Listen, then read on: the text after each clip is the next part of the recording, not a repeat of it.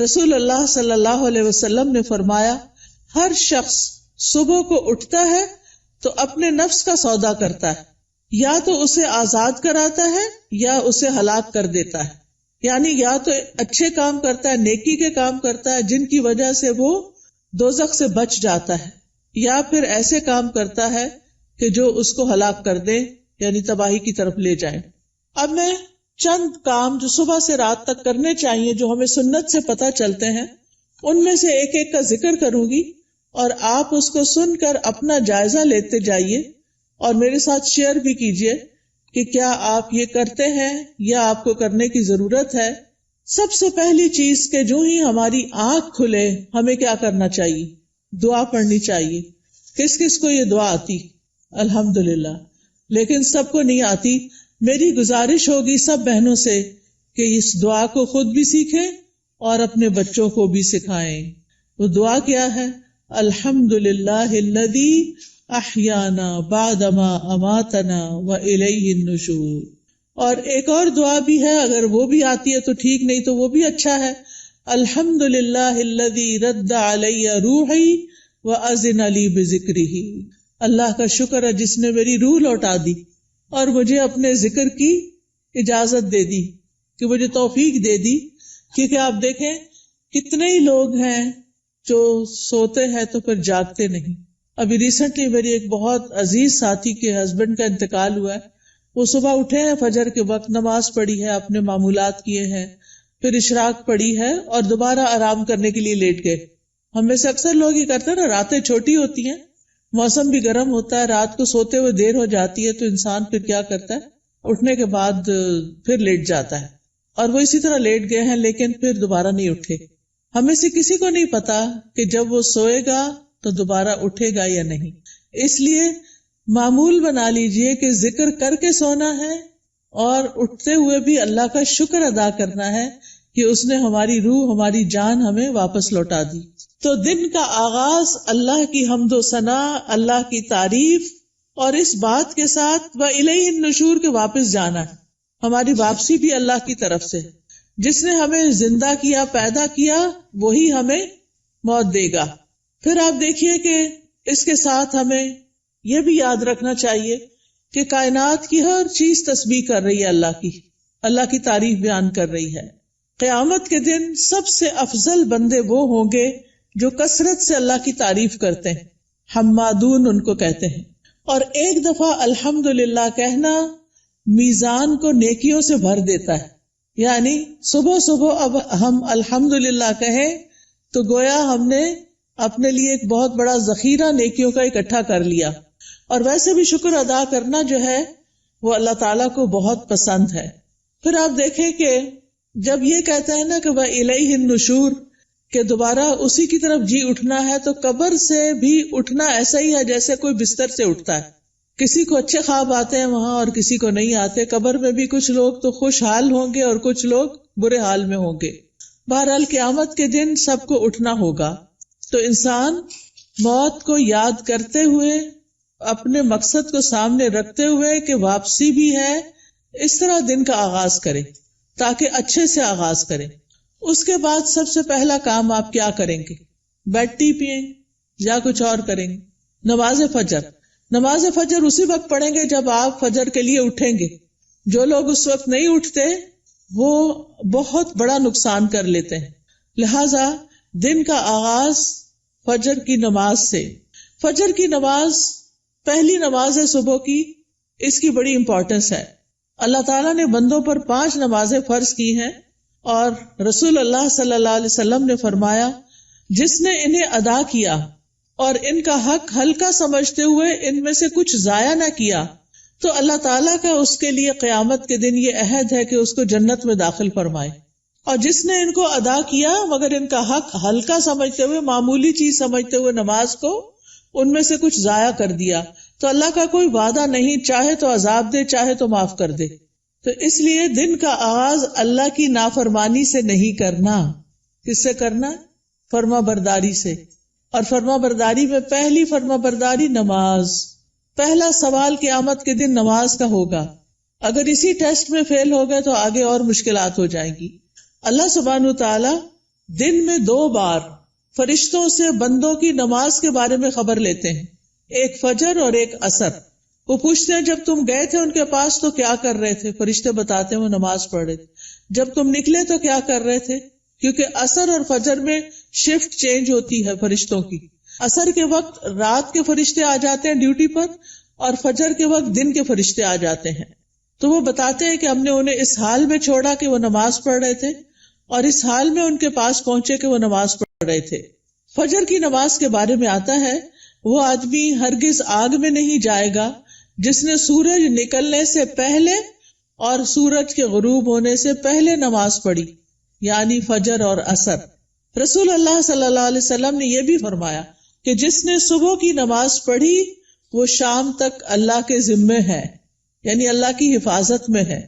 تو فجر کی نماز بہت امپورٹنٹ نماز ہے، اور نماز پڑھنے والے سے اللہ کا رزق کا وعدہ ہے، اس لیے خود بھی نماز ادا کریں اور گھر والوں کو بھی اٹھائیں، پیار سے، محبت سے، امپورٹنس بتا کے کہ وہ سوتے نہ رہے، کیونکہ اس کی نحوست ہوتی ہے۔ فجر کی نماز میں 2 سنتیں پڑھنا بہت ضروری ہے۔ کچھ لوگ صرف فرض پڑھتے ہیں نا، تو فجر میں آپ سنت نہیں چھوڑ سکتے۔ حضرت عائشہ رضی اللہ تعالی عنہا بتاتی ہیں کہ آپ صلی اللہ علیہ وسلم نے فرمایا فجر سے پہلے کی 2 رکعتیں دنیا اور جو کچھ اس میں اس سے بہتر ہے۔ نبی صلی اللہ علیہ وسلم نے ان 2 رکعتوں کو دنیا کی ہر چیز سے قیمتی قرار دیا۔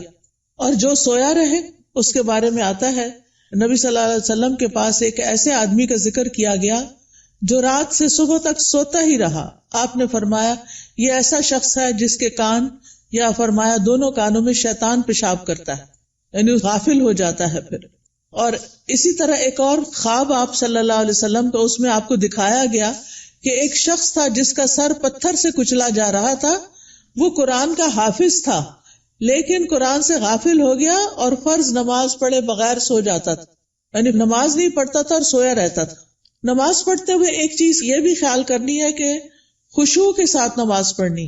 خشوع کا مطلب رونا نہیں ہوتا بلکہ دل کا متوجہ ہونا ہوتا ہے، یعنی شعور کے ساتھ رب سے مناجات کریں، اطمینان اور خشوع سے سجدہ کریں، یعنی پورے سکون کے ساتھ، کیونکہ ایک سجدے کی وجہ سے اللہ تعالیٰ ایک درجہ بڑھا دیتے ہیں اور ایک گناہ مٹ جاتا ہے۔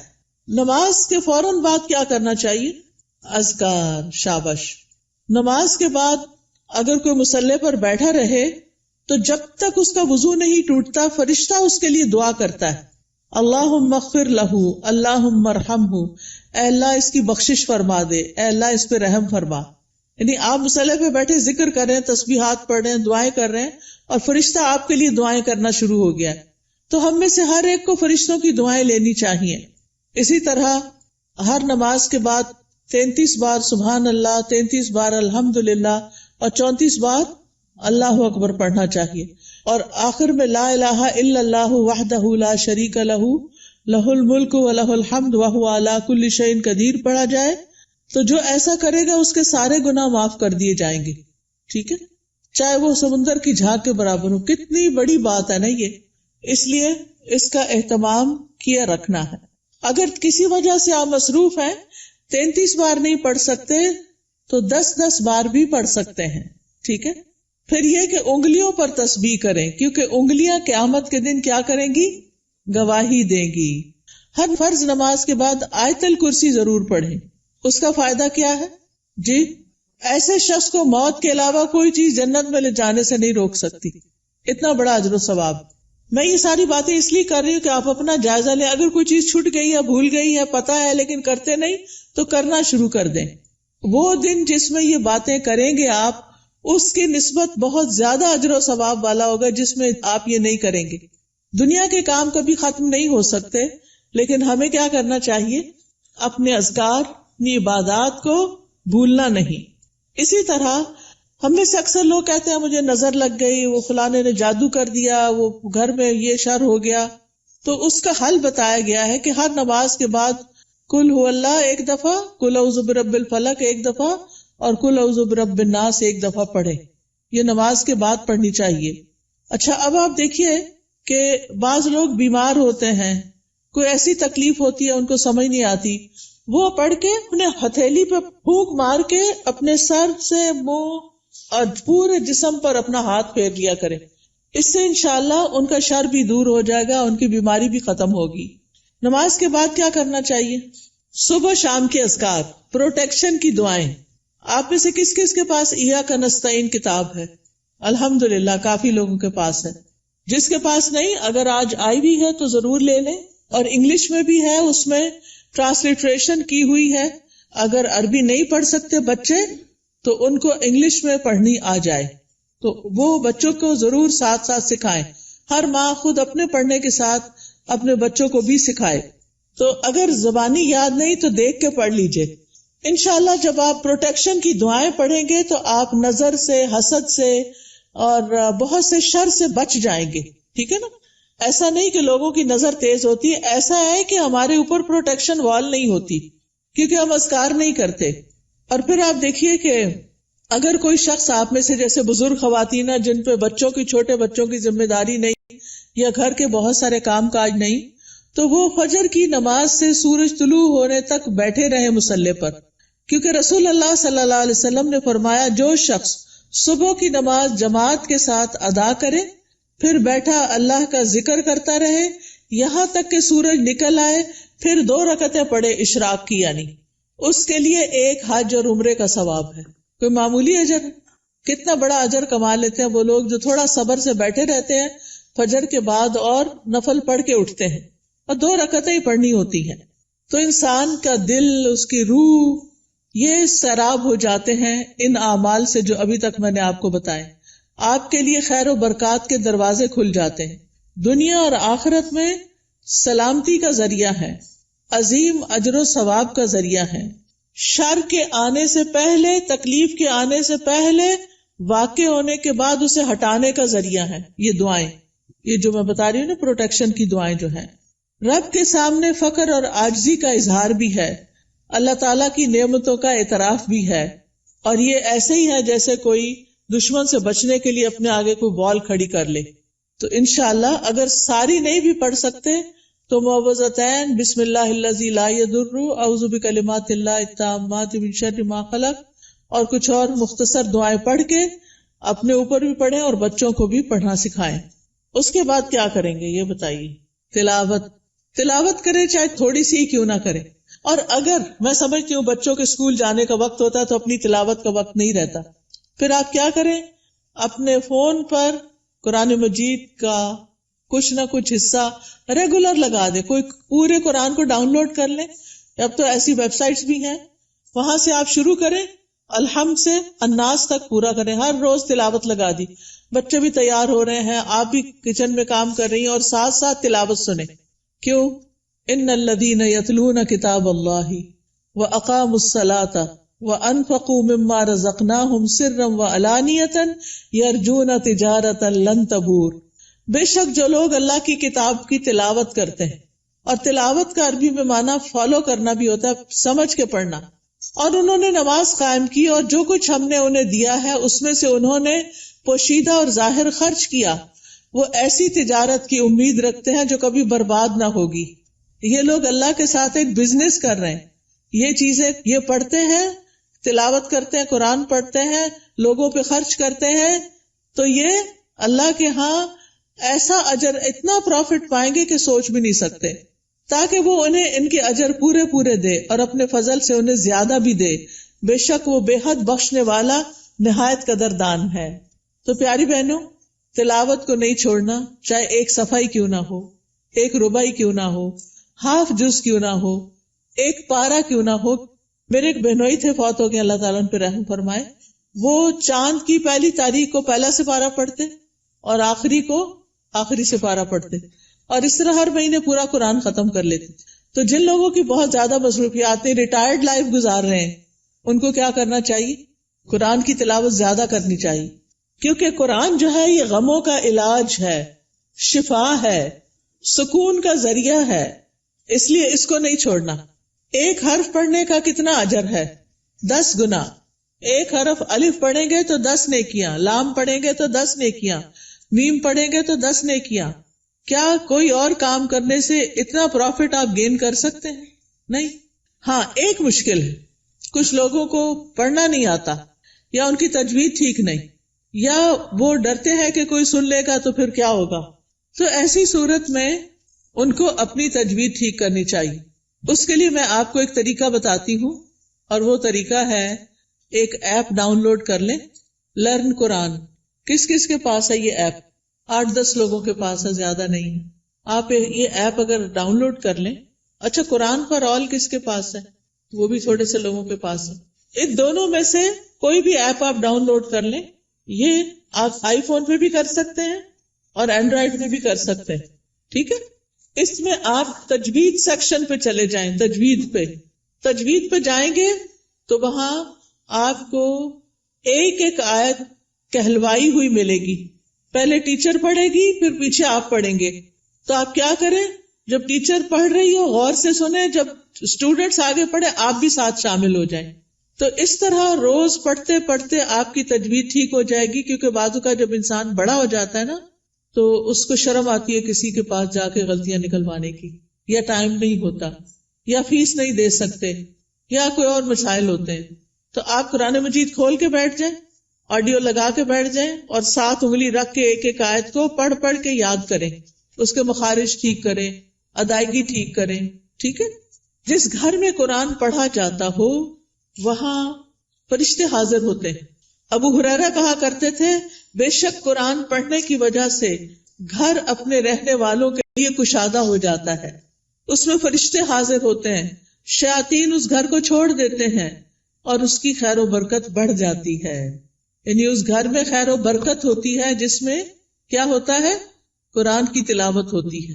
آج آپ دیکھیں ہمارے بچے ویڈیو گیمز کے پیچھے دیوانے ہیں، قرآن پڑھنے کے لیے تیار نہیں. ہم اپنے پیچھے کیا چھوڑ کے جا رہے ہیں؟ آپ کو پتا نا، جب بچے قرآن پڑھتے تو ماں باپ کو بھی ثواب ملتا ہے کیونکہ انہوں نے ان کو پڑھوایا. لیکن اگر ہمارے بچے قرآن ہی نہیں پڑھ رہے تو مرنے کے بعد کون ہمارے لیے دعائیں کرے گا، کون ہمارے لیے کچھ کرے گا؟ تو اس لیے پیاری بہنوں، آپ ان کے لیے عملی نمونہ بنو، رول ماڈل بنو. آپ گھر میں ان کے بیچ میں بیٹھ کے تلاوت کرو، سیکھو. اگر نہیں تو انہیں بتائے، میں اب دیکھو اس ایج میں سیکھ رہی ہوں، چلو ہم سب مل کے سیکھتے ہیں. ان کو بھی ساتھ بٹھا لیں، چھوٹی سی گھر میں کلاس بنا لیں، 2-3 بچے اور آپ خود بیٹھ جائیں. اگر آپ کے ہسبینڈ بھی ساتھ بیٹھ جائے تو بہت ہی اچھا ہے. اگر یہ نہیں ہوتا تو کوئی ٹیچر ہائر کریں جو گھر پہ آئے، یا آپ اس کے پاس لے جائیں یا آن لائن پڑھائیں. لیکن اس فریضے سے آپ نے کوتاہی نہیں کرنی کہ بچوں کو قرآن سکھا کے جانا ہے دنیا سے. اور جس گھر میں قرآن نہیں پڑھا جاتا وہ اپنے رہنے والوں کے لیے تنگ ہوتا ہے، نحوست ہوتی ہے اس میں. فرشتے اس گھر کو چھوڑ دیتے ہیں، شیاطین آ جاتے ہیں اور اس گھر کی خیر و برکت کم ہو جاتی. تب ہمارے اوپر ہے نا، ہم کیا چاہتے ہیں. قرآن مجید صرف موبائل سے نہیں پڑھیں، وہ بھی ٹھیک ہے اگر نسخہ نہیں ہے آپ کے پاس، لیکن مصحف ہونا چاہیے. اور مصحف کو اپنے سرانے رکھا کریں. سرانے سے مطلب بیڈ سائڈ ٹیبل ہے نا، وہاں رکھا کریں. کیونکہ قبر میں بھی قرآن سرہانے کی طرف سے آئے گا اور بچائے گا. اگر دنیا میں ساتھ نہیں رکھا نا، قبر میں نہیں آئے گا. سمجھ آ گئی بات؟ تو ابھی سے اس کو پاس رکھے، ساتھی بنائیں تاکہ قبر میں بھی وہ آپ کے ساتھ ہو. حدیث میں آتا ہے، آدمی کو جب اس کی قبر میں لایا جاتا ہے تو فرشتہ اس کے سر کی طرف سے عذاب دینے کے لیے آتا ہے. تو تلاوت قرآن اسے دور کر دیتی ہے، قبر میں عذاب نہیں دینے دیتے. وہ کہتے پیچھے جاؤ. جب فرشتہ سامنے آتا ہے تو صدقہ اسے دھکیل دیتا ہے. جب پاؤں کی طرف آتا ہے تو مساجد کی طرف جانا اس کو دھکیل دیتا ہے. ٹھیک ہے، پھر آپ دیکھیے کہ تلاوت کر لی آپ نے، تو آپ اب اٹھ کے 2 نفل پڑھ لیں اگر آپ نے پہلے نہیں پڑھے تلاوت سے. ورنہ فجر کی نماز پڑھ کے تلاوت شروع کر دیں اور پھر اشراق کے نفل پڑھ لیں، تو ٹائم بھی پاس ہو جائے گا، حج عمرے کا ثواب بھی ملے گا. یہ 2 نفل جو ہیں سارے جوڑوں کا صدقہ ہے. میں اکثر لوگوں کو بتاتی ہوں، اگر آپ کے جسم میں آپ کو جوائنٹس پین ہے تو آپ یہ تجربہ کر کے دیکھیں، اپنے سارے جوڑوں کا صبح صبح صدقہ دیں، 2 نفل پڑھیں، آپ کی تکلیف دور ہو جائے گی. کیونکہ میں نے یہ پرسنلی ایکسپیرینس کیا. پھر آپ دیکھیے، ہر روز اپنے نفع مند علم میں اضافہ کریں. چاہے کوئی اچھا لیکچر سنیں، چاہے کوئی کلاس جوائن کریں، چاہے کوئی کتاب پڑھیں. تو علم نافع جو ہوتا ہے وہ 2 طرح کا ہوتا ہے. ایک دینی اور شرعی علم جس میں ہم قرآن کا ترجمہ سیکھتے ہیں، تفسیر سیکھتے ہیں، جس میں ہم دعائیں سیکھتے ہیں، جس میں ہم نماز کا طریقہ سیکھتے ہیں، سیرت کے بارے میں سیکھتے ہیں، احادیث پڑھتے ہیں. یہ دینی علوم ہے. اور دنیاوی علم جس سے انسان دوسروں کو فائدہ پہنچا سکے. جیسے طب ہے، ڈاکٹر بننا ہے، بزنس ہے، ایگریکلچر ہے، انڈسٹری کے بارے میں جاننا، آئی ٹی کے بارے میں، یہ ساری تعلیم حاصل کرنا تاکہ آپ دوسرے لوگوں کو فائدہ پہنچا سکیں اور اپنی ارننگ بھی کر سکیں. تو یہ بہت فائدے کی چیز ہے کہ اب آپ نے نماز، قرآن تلاوت، اشراق سب کر لی. اب یا اپنی جاب پہ جائیں یا پھر اگر گھر میں ہیں تو گھر کے کام کاج کریں اور اس کے بعد اپنا نالج بھی بڑھائیں. اس کے لیے آپ سیکوینس کے ساتھ لیکچر سنا کریں. کبھی حدیث سے شروع کر لی ہے تو وہ سارے لیکچرز پورے کر لیں ہر روز ایک ایک کر کے. اگر تفسیر شروع کر لی ہے تو اس کو شروع کر کے آگے تک لے جائیں، لیکن اپنے علم میں پختگی لائیں. اور اگر ہو سکے تو کوئی نہ کوئی کلاس جوائن کریں. رسول اللہ صلی اللہ علیہ وسلم نے فرمایا، جو شخص صبح کے وقت اس لیے مسجد کی طرف نکلا کہ بھلائی سیکھے یا سکھائے تو اس کے لیے پورا حج ادا کرنے والے کے مثل اجر ہے. اتنا بڑا اجر ہے. یاد رکھیں، علم سیکھنے اور سکھانے کے لیے وقت مقرر کریں، جگہ مقرر کریں، ورنہ اگر آپ صرف چلتے پھرتے ہی سن رہے ہیں تو پکا علم نہیں آئے گا. کوئی بات سمجھ آئے گی، کوئی نہیں آئے گی. نہ ہونے سے بہتر ہے کچھ تو سن لیں، لیکن گھر میں بھی ٹیبل چیئر سیٹ کر کے رکھیں اور اپنا لیپ ٹاپ سیٹ کریں اور کوئی آن لائن کلاس جوائن کر لیں یا پھر گھر میں پڑھیں، خود سے سیلف اسٹڈی کریں، لیکن ٹائم اور پلیس، زمان اور مکان مقرر کریں. اس سے آپ کی گروتھ ہوگی. جتنا آپ سیکھتے جائیں گے آپ نیکیوں میں آگے بڑھتے جائیں گے، برائیوں سے دور ہوتے چلے جائیں گے. پھر آپ دیکھیں کچھ بہنیں ناشتہ نہیں کرتی، وہ کہتی ہیں کہ موٹے ہو جائیں گے اور چھوڑو پڑے، لیکن ناشتہ ضرور کریں. آپ کو کام کرنے کے لیے، پڑھنے کے لیے، جاب پہ جانے کے لیے انرجی چاہیے. چاہے چند کھجوریں ہی کیوں نہ کھا لیں، کھجور پانی لے لیں، کچھ اور سیڈز وغیرہ لے لیں، نٹس لے لیں، جو بھی آپ کو پسند ہو. اگر دودھ پسند ہے تو زیادہ دودھ اور کم چائے ڈال کے پی لیں. بہت سے لوگ صرف کافی پی لیتے ہیں تو وہ درست نہیں کہ آپ اپنے آپ کو صرف ایسی چیزوں پر کہ جو آپ کے اندر کیفین ڈالے اور آپ صرف اس کی وجہ سے ایکٹیو اور غذائیت نہ ہو، تو آپ دیکھیں کہ پھر آپ سے بہت سے کام ہو نہیں پاتے، آپ جلدی تھک جاتے ہیں. تو اس کو بھی بچائیے. اپنے جسم کی حفاظت بھی عبادت ہے، ٹھیک ہے نا؟ جسم کی حفاظت بھی عبادت ہے. یہ نہیں کہ سب کی ٹیک کیئر کرتے کرتے اپنے آپ کو بھلا کے رکھ دیں اور پھر کسی کام کے نہ رہیں، نمازیں بھی بیٹھ کے شروع کر دیں. یہ نہیں ہونا چاہیے. پھر آپ دیکھیے کہ کھانا بھی عبادت ہے. بسم اللہ پڑھ کر کھائیں، بیٹھ کر کھائیں. میں نے دیکھا ہے کہ بعض اوقات لوگ اس بات کی پرواہ نہیں کرتے، چلتے پھرتے کھا رہے ہوتے. خاص طور پر مائیں کچن میں کام کر رہی ہیں، اپنا ناشتہ رکھ لیا، ادھر سے ایک نوالا لیا، ادھر کام کیا. یہ درست نہیں. آپ کے بچے بھی یہی کریں گے. چھوٹے بچوں کو بھی میں نے دیکھا ہے وہی بھاگتے دوڑتے کھا رہے ہوتے ہیں. یہ درست طریقہ نہیں ہے. سنت طریقے سے کھائیں، کھانا عبادت ہو جائے گا. پھر دائیں ہاتھ سے کھائیں اور پیئیں. ہر گھونٹ پہ الحمدللہ کہیں. پھر کھانا کھا کر بھی دعا کریں. کس کس کو آتی ہے دعا؟ پڑھیں مل کے ذرا کھانا کھانے. الحمدللہ. کچھ لوگوں کے ہونٹ نہیں ہلے، یا تو دعا نہیں آتی یا بخل کیا انہوں نے پڑھنے میں. اگر نہیں آتی تو کوئی حرج نہیں، سیکھ لیں، آپ کا دن عبادت بن جائے گا.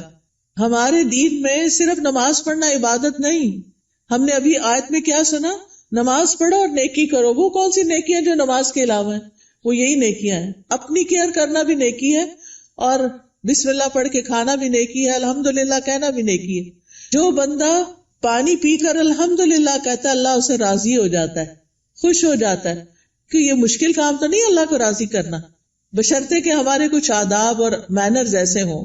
صبح صبح اپنے آپ سے سیلف ٹاک کیا کریں اور کہا کریں میری ساری زندگی میرے رب کے لیے، میں اللہ کی بندی ہوں، اللہ کی فرما بردار بنوں گی، اللہ کا حکم مانوں گی، اللہ کو راضی کروں گی. اپنے آپ سے یہ باتیں کیا کریں.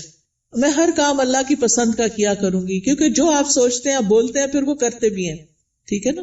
کیونکہ ہمارے دل میں کیا ہوتا ہے، فلاں کیا کہے گا، اس کو خوش کرنا، اس کو راضی کرنا، فلانا کام کرنا، فلانا. ٹھیک ہے وہ سب کریں، لیکن اپنا خیال بھی رکھیں.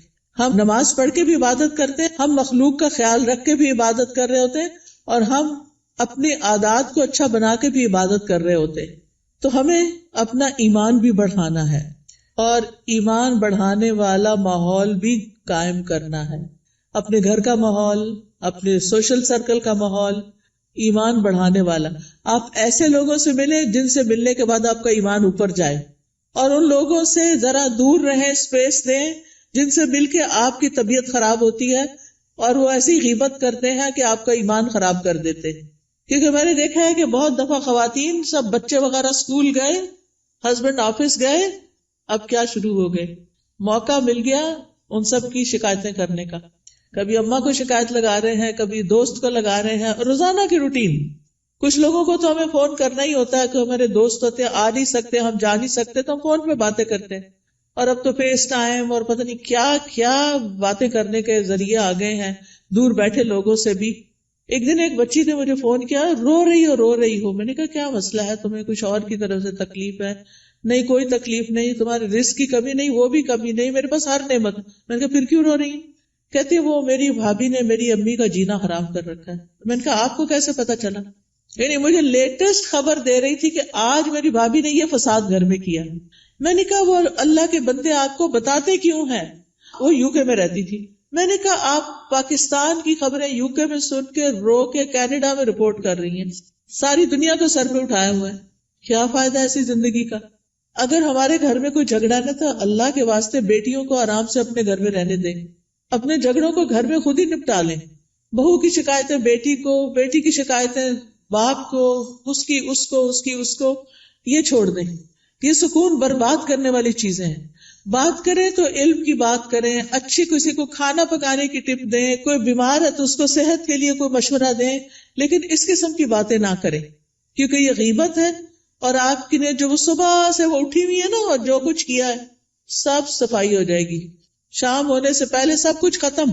تو اس لیے بہت ضروری ہے کہ ہم کیا کریں، اپنی زندگی کا جائزہ لیں کہ کون سی چیزیں ایمان بڑھانے والی ہیں اور کون سی گھٹانے والی ہیں.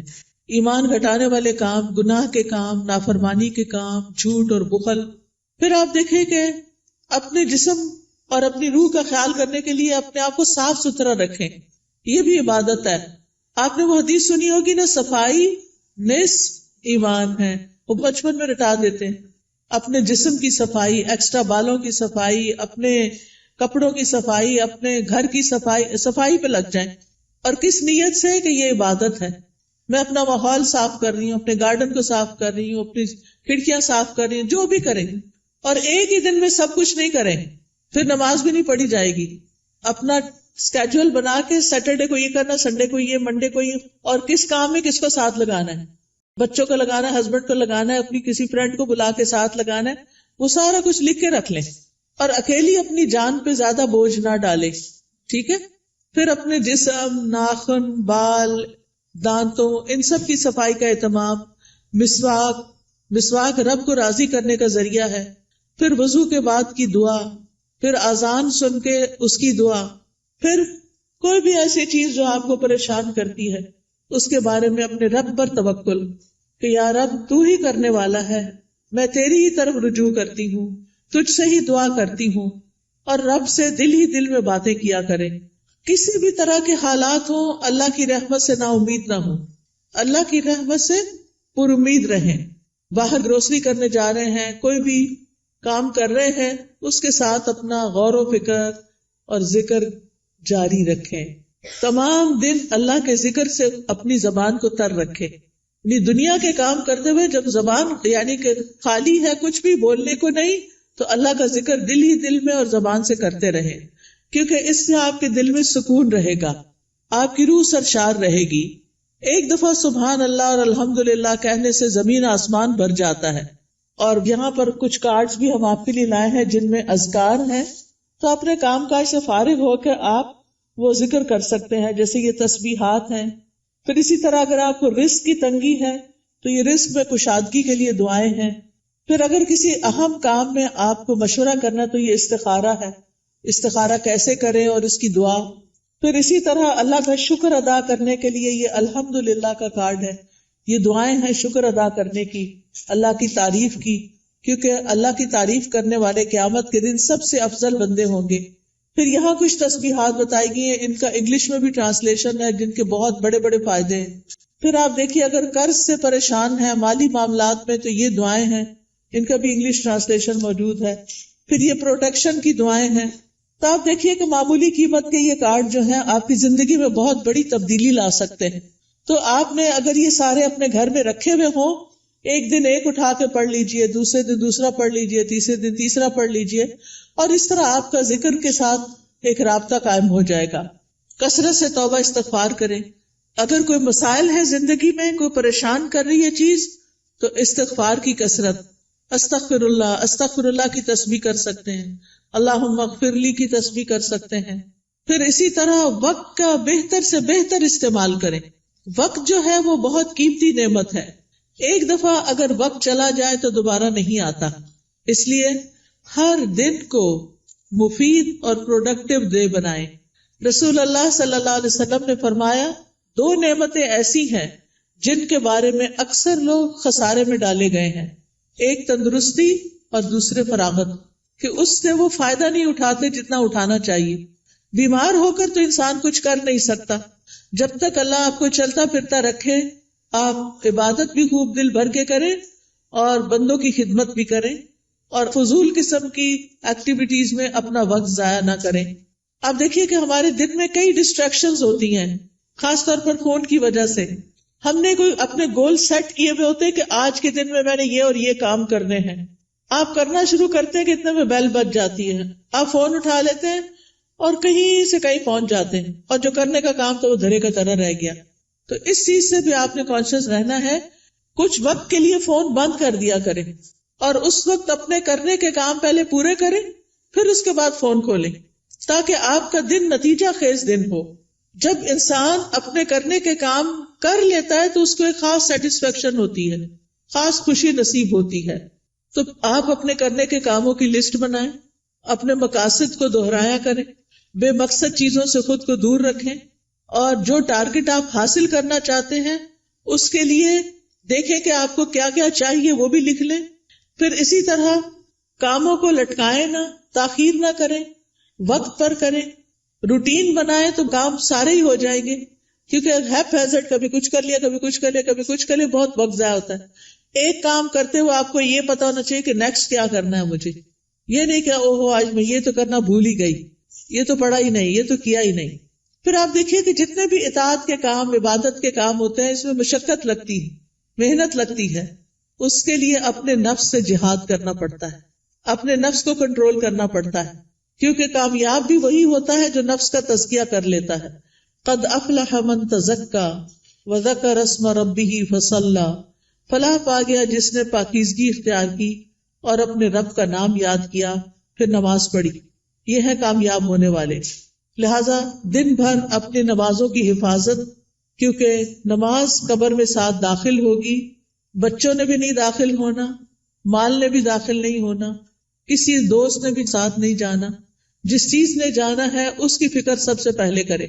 نبی صلی اللہ علیہ وسلم سے سوال کیا گیا کہ سب سے افضل اعمال کون سے ہیں، تو آپ نے فرمایا نماز کو اس کے اول وقت پر ادا کرنا. ٹائم ہو تو بلا وجہ تاخیر نہ کریں، فوراً پڑھ لیں.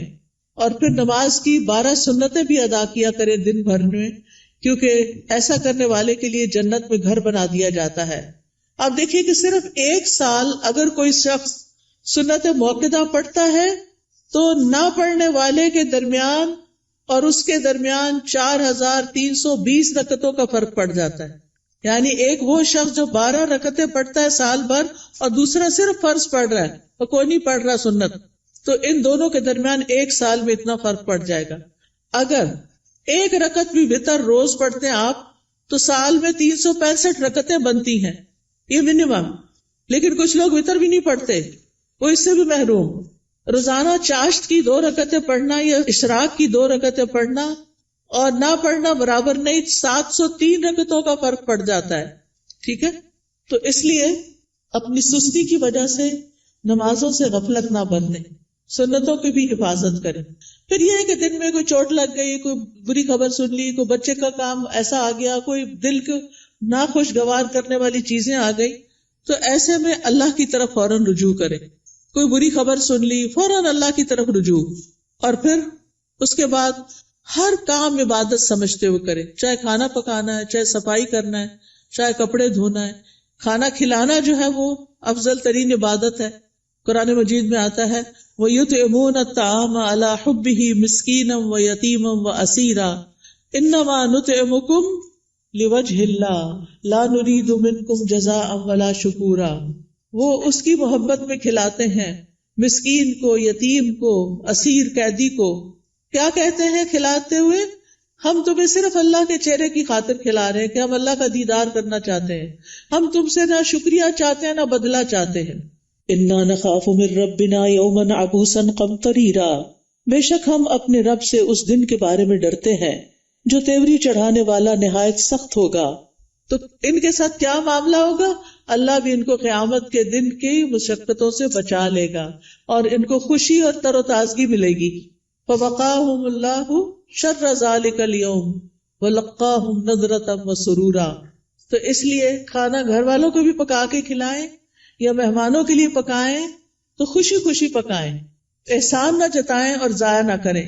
کپڑے دھونا، نہانا، بچوں کو نہلانا، گھر صاف کرنا، یہ سب صفائی اور طہارت کے اہتمام ہیں، یہ ایمان کو مکمل کرتے ہیں. پھر آپ دیکھیے کہ نیکیوں کے کام میں سستی نہیں کرنی. نیکی کا کوئی بھی کام، آپ کی دوست نے فون کر دیا کہ فلاں شخص بیمار ہے، غریب ہے، اس کے لیے مدد کرنی ہے، آپ بھی اپنا کچھ حصہ ڈال دیا، صدقہ کر دیا. تو نیکی کے ہر کام میں حصہ ڈالا کرے. حضرت ابوبکر کے بارے میں آتا ہے، نبی صلی اللہ علیہ وسلم کی مجلس میں لوگ بیٹھے ہوئے تھے. آپ نے پوچھا آج تم میں سے کس نے روزے کی حالت میں صبح کی ہے؟ حضرت ابوبکر رضی اللہ عنہ نے عرض کیا میں نے. آپ نے پوچھا آج کس نے مریض کی عادت کی؟ انہوں نے کہا میں نے. آپ نے پوچھا تم میں سے جنازے میں کس نے شرکت کی؟ انہوں نے کہا میں نے. آپ نے پوچھا کس نے مسکین کو آج کھانا کھلایا؟ تو ابوبکر کہتے ہیں میں نے رضی اللہ عنہ. تو نبی صلی اللہ علیہ وسلم نے فرمایا جب کسی شخص کے لیے ایک ہی دن میں یہ خصلتیں جمع ہو جائیں وہ جنت میں ضرور داخل ہوگا. یہ جنت میں جانے والے کام. اچھا ہمیں پتہ چلتا رہتا ہے کوئی بیمار ہے، اچھا کہتے اچھا اللہ اس کو شفا دے، بس ادھر ہی بیٹھ گئے، خبر نہیں لیتے. ہمیں پتہ ہوتا ہے کہ کوئی بھوکا ہے یا نہیں کھانا پکا سکتا یہ کھا سکتا، ہم کر سکتے ہیں تو ہم توجہ نہیں کرتے. ہم راشن کا انتظام کر سکتے، ہم کسی بھی طرح مدد کر سکتے ہیں، لیکن اس کی طرف توجہ کرنے کی ضرورت ہے. پھر اللہ کی نافرمانی سے بچیں، جہنم کو سامنے رکھتے ہوئے گناہوں سے بچیں. یعنی صرف نیکی کے کام کرنا کافی نہیں، گناہوں سے بچنا بھی بڑا ضروری ہے. پھر لوگوں کے ساتھ معاملہ کرتے ہوئے اچھے اخلاق سے پیش آئیں. سب سے پہلا حق آپ کے اوپر والدین کا ہے. زندہ ہیں تو ان کی زیارت کو جائیں، ان سے بات کریں، ان کے لیے دعائیں کریں، ملاقات کریں تو ان کی پیشانی چومیں، ہاتھ چومیں، کیونکہ والدین سب سے زیادہ حسن سلوک کے مستحق ہیں. نماز میں ان کے لیے دعائیں کریں. فوت ہو گئے ہیں تو ان کے لیے دعا کے علاوہ صدقہ کیا کریں. گھر والوں کے لیے باعث خیر بنے، اپنے گھر والوں کو آگ سے بچائیں، ان کو نیکی اور دین کی طرف لا کر. پھر اسی طرح جہاں بھی بیٹھے خیر پھیلانے والے بنے، دوسروں کا بھلا کرنے والے، دوسروں کو فائدہ پہنچانے والے. کسی کو کوئی اچھا مشورہ دے دینا، کسی کا کوئی دل ہلکا کر دینا، کسی کو کوئی کسی چیز کے بارے میں رہنمائی کر دینا، علم سکھانا. آپ دیکھیے کہ بعض اوقات علم سکھانا مال خرچ کرنے سے بھی افضل ہے. کیوں؟ اس لیے کہ مال خرچ کرنے سے ختم ہو جاتا ہے اور علم سکھانے سے بڑھ جاتا ہے اور پکا ہو جاتا ہے. اس لیے چاہے اپنے بچوں کو سکھائیں، چاہے اپنے بہن بھائیوں کو کچھ نہ کچھ چھوٹا موٹا کنٹریبیوشن کرتے رہا کریں. جو اچھی باتیں آپ کو پتہ چلی ہیں وہ دوسروں کو بھی بتائیں. اس کے لیے آپ کے گھر میں کتابیں ہونی چاہیے، آپ کو کوئی نہ کوئی کلاس جوائن کرنی چاہیے تاکہ آپ سیکھیں اور سکھائیں. اس کے لیے کوئی بہت پی ایچ ڈی کرنے کی ضرورت نہیں ہوتی، وہ چند لوگ بھی کر لے تو کافی ہو جاتے ہیں. باقی لوگ روز مرہ کی چھوٹی چھوٹی چیزیں اور خاص طور پر خواتین اپنے بچوں کی تربیت کرتے ہوئے ان کو آداب اور مینر اور اخلاق سکھائیں گے تو یہ بہت بڑی کنٹریبیوشن ہوگی، وہ آپ کے لیے صدقہ جاریہ بنے گی. تو لوگوں کے ساتھ اچھے اخلاق سے پیش آئیں. ابن قیم کہتے ہیں آدمی کی برکت یہ ہے کہ وہ جہاں بھی مقیم ہو خیر کی تعلیم دے، خیر پھیلائے. تو اچھے اخلاق سے بھی انسان خیر پھیلا رہا ہوتا ہے. پھر اسی طرح دور پار ریلیٹیوز کی خبر گیری کرنا، پڑوسیوں کی خبر گیری کرنا، مریضوں کی خبر گیری کرنا، ملاقات کے وقت سلام کرنا، اپنے آس پاس کے لوگوں کا ہاتھ بٹانا، ان کے ساتھ تعاون کرنا. گھر میں اگر آپ کے علاوہ اور لوگ رہتے ہیں، اگر آپ بچے اور والدین ہیں تو ان کے کاموں میں ان کا ہاتھ بٹانا، کسی رشتہ دار کو ڈرائیو کر کے ہاسپٹل تک لے جانا. یعنی چھوٹے چھوٹے کام ہیں جن میں آپ دوسروں کے لیے خیر اور بھلائی کا باعث بنے. کسی پر خرچ کرنا، اپنے عزیزوں پیاروں کو تحفے تحائف دینا، یہ سارے نیکی اور خیر کے کام ہیں جو آپ کے دن کو افضل بنا دیتے ہیں. پھر زبان کی حفاظت، یہ بڑی ضروری ہے، کیونکہ جو بات بھی ہم کرتے فرشتے لکھ لیتے ہیں. تو فضول باتیں نہیں کرنی، کیونکہ ہماری انرجی ضائع ہوتی ہے اس میں بھی. کام کی بات کرنی ہے. انسان کے اسلام کا حسن یہ ہے کہ بیکار باتوں سے کنارہ کشی کرے. نبی صلی اللہ علیہ وسلم نے فرمایا خوشخبری ہے اس کے لیے جس نے اپنی زبان پہ قابو پا لیا اور اسے اس کے گھر نے گنجائش دی اور وہ اپنے گناہ پہ رویا. یعنی اس کا گھر اس کے لیے کافی ہو گیا، اس کے لیے سہولت ہے اس میں، اور فضول باتیں نہیں کرتا. کیلو کال چھوڑ دینا چاہیے. ہی سیڈ، شی سیڈ، یہ کہا گیا، فلاں نے یہ کیا، اس نے وہ، اس سے بہت سے فساد پھیلتے ہیں. مغیرہ بن شعبہ کہتے ہیں نبی صلی اللہ علیہ وسلم نے فرمایا بے شک اللہ تعالیٰ تمہارے لیے 3 باتیں پسند نہیں کرتا. بلا وجہ کی گپ شپ، بیکار کی باتیں اللہ کو پسند نہیں. مال ضائع کرنا، اور اس میں بعض اوقات ایکسٹرا ٹیشو استعمال کرنا، ٹیپ کھول کے باتوں میں لگ جانا اور پانی ضائع کرنا. بلا وجہ بتیاں جلا کے رکھنا، بیکار میں ادھر ادھر گھومنا، گاڑی کا گیس ختم کرنا. یعنی چھوٹی چھوٹی چیزوں میں بچت کرنی چاہیے. پھر اسی طرح یہ ہے کہ کسی کو زبان سے اذیت نہیں دینی چاہیے. کثرت سے صدقہ کرنا چاہیے. فقراء مساکین کا خیال کرنا چاہیے. پھر ایک اور بات یہ کہ غصے اور ناراضگی سے بچنا چاہیے. قرآن مجید میں جنت میں جانے والوں کی جو خوبیاں بتائی گئی ہیں وہ کیا ہے؟ وَالْكَاظِمِينَ الْغَيْظَ وَالْعَافِينَ عَنِ النَّاسِ وَاللَّهُ يُحِبُّ الْمُحْسِنِينَ. وہ غصہ پی جانے والے ہوتے ہیں اور کیا کرتے ہیں؟ لوگوں کو معاف کرتے ہیں. یہ کام بڑا مشکل ہے، لوگوں کو معاف کرتے ہیں. اللہ ایسے محسنوں سے محبت کرتا ہے. اگر ہمیں پتا چلے کہ کسی کو معاف کرنے سے اللہ مجھ سے محبت کرے گا تو ہمیں کیا مشکل ہے کہ جھگڑا چھوڑ دیں. لیکن بعض اوقات ہم ایگو کا مسئلہ بنا کے جھگڑا نہیں چھوڑتے، جس کی وجہ سے ہم اللہ کی نظر میں بھی گر جاتے ہیں اور بندوں کی نظر میں بھی. کوئی رسپیکٹ نہیں رہتی جھگڑا کرنے والوں کی. تو اس لیے بہت ضروری ہے کہ لوگوں کو معاف کرتے جائیں، کیونکہ وہ انسان ہے. یا تو یہ نہ کہ ہم نے کبھی کوئی غلطی نہ کی ہو، اگر ہم سے بھی غلطیاں ہوتی ہیں تو پھر دوسروں کو معاف کرنے میں کیا مشکل ہے. پھر قطع رحمی سے بچیں، رشتہ داروں سے تعلق قائم رکھیں، چاہے وہ آپ سے نہ بھی ملنا چاہیں. دوسروں پر ظلم سے بچیں، کیونکہ مظلوم کی آہ فوراً اوپر پہنچتی ہے. دل کی سختی سے بچیں، برے خیالات اور بدگمانیوں سے بچیں، غیبت کرنے اور سننے سے بچیں. مشکل وقت میں اللہ سے مدد مانگیں اور صبر کریں. آج ایک بچی کا میسج آیا کہ میری امی نے میرے بارے میں ایسا اور ایسا کہا ہے، میں اس وقت سے رو رہی ہوں، بہت میری طبیعت خراب ہو گئی. تو میں نے کہا پھر صبر کس چیز کا نام؟ اگر آپ نے اس وقت اپنے آپ کو سنبھالنا نہیں اور اس کو اتنا دل پہ لے لینا ہے، آپ اسٹرانگ بنے. ماں باپ جب کوئی تنقید کرتے ہیں نا تو وہ ہمیں سمجھانے کے لیے، ہمیں میچور کرنے کے لیے کرتے ہیں، ہمارے دشمن نہیں ہوتے. تو چیزوں کو ان کے صحیح رخ سے لیں. ماں باپ مارے بھی ڈانٹے بھی تو بھی معاف کریں، ان کی عزت میں کمی نہ آنے دیں. اور اگر پریشانی گھیر لے تو لا الہ الا اللہ کثرت سے پڑھیں. اللہ اللہ ربی لا اشرک بہ شیئا لا الہ الا انت سبحانک انی کنت من الظالمین. اور دیگر دعاؤں کو اور اذکار کو لازم کر لیں، جس کا میں نے ابھی آپ کو تعارف کرایا. تنگی کے بعد پھر آسانی کا انتظار کریں، کیونکہ ان مع العسر یسرا.